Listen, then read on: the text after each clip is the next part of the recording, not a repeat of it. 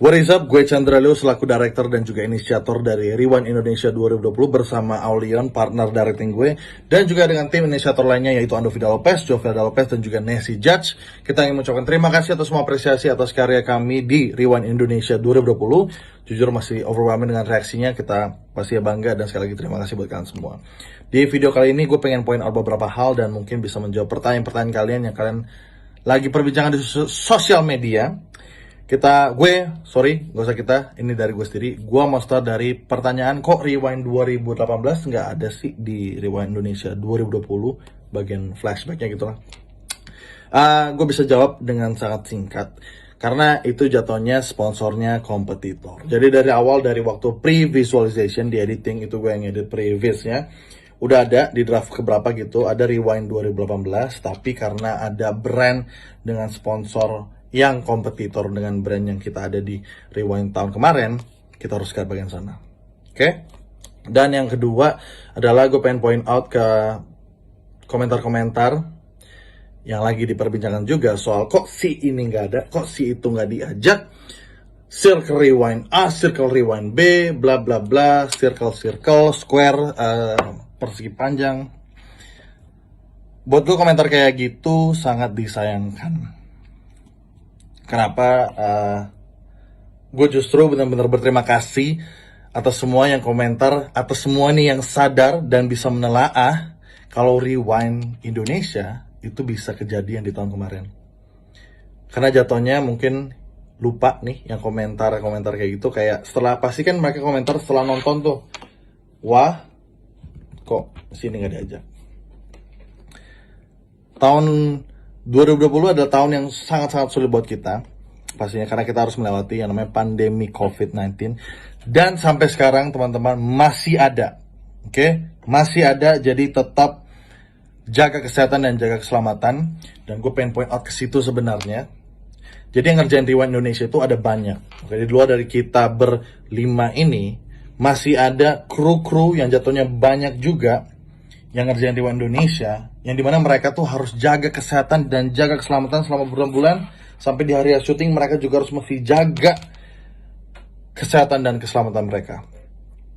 Jadi sekali gue benar-benar respect ke orang yang kayak sadar dan bisa menelaah kayak anjrit mereka bisa bikin loh di masa sulit seperti ini.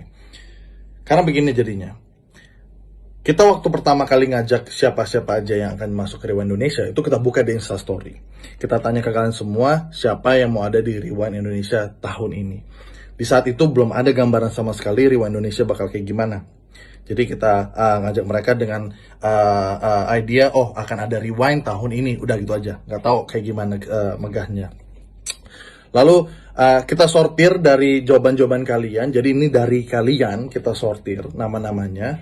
Terus kita coba invite gitu kan, dengan posisi di mana kalau dari sendiri gue nggak terlalu involved di bagian invitation gara-gara gue harus concepting dan juga ngurusin soal prepare dengan Aulion. Jadi kayak Yon, gue mesti ngerjain gini, lu ngerjain yang ini, terus kayak mereka minta tim untuk kayak Chan chatin sini dong untuk invite. Yaudah oke, gue invite, tapi Yon ini udahlah, itu ya udah, it's done. Akhirnya kita harus melakukan pengorbanan di mana kita nggak bisa masukin berbagai banyak atau bermacam-macam creator dalam video ini, gara-gara sekali lagi kepentingan utama kita itu adalah keselamatan dan kesehatan. Itu dia, di sana poinnya. Jadi berakhir sebenarnya dari scale YouTuber atau creator yang datang secara fisikal itu jadinya nggak banyak. Dan ditambah kita harus mencari atau meminta kreator-kreator yang siap untuk syuting dengan konsekuensi seperti itu. Konsekuensinya adalah mereka harus datang dengan syuting dengan masa pandemi seperti ini. Jadi mereka harus sehat, dan juga harus kita adain rapid test juga nanti di sana. Dan mereka harus apapun yang terjadi terima dengan konsekuensi di saat syuting, yang dimana kita harus minta mereka syuting sampai berjam-jam nunggunya. Syutingnya mungkin kayak cuman 4-5 detik. Habis itu nunggunya yang harus sampai 5-6 jam.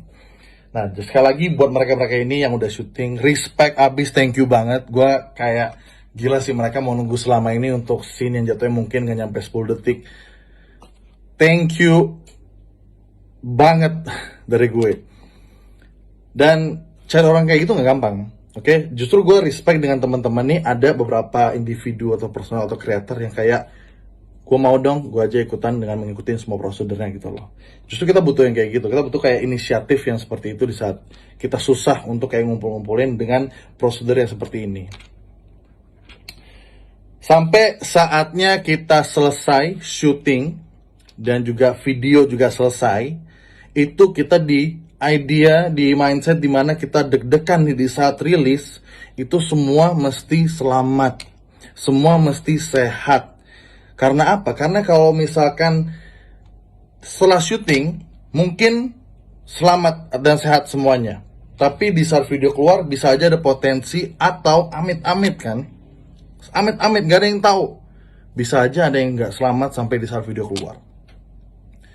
Dan itu akan sangat menjatuhkan Rewind Indonesia 2020. Dan dimana image yang teman-teman bilang, oh ini adalah video terbaik di tahun 2020, bisa menjadi video terburuk di tahun 2020. Karena apa? Karena memakan korban. Jadi itu poin gue sebenarnya. Jadi gue sangat disayangkan ketika komentarnya kayak, kok si ini nggak diajak, kok si itu nggak diajak. Gue justru nggak masalah ngebaca komentar itu sekarang, karena mendingan begitu daripada komentarnya, wah si ini udah nggak ada, wah si itu udah nggak ada ya.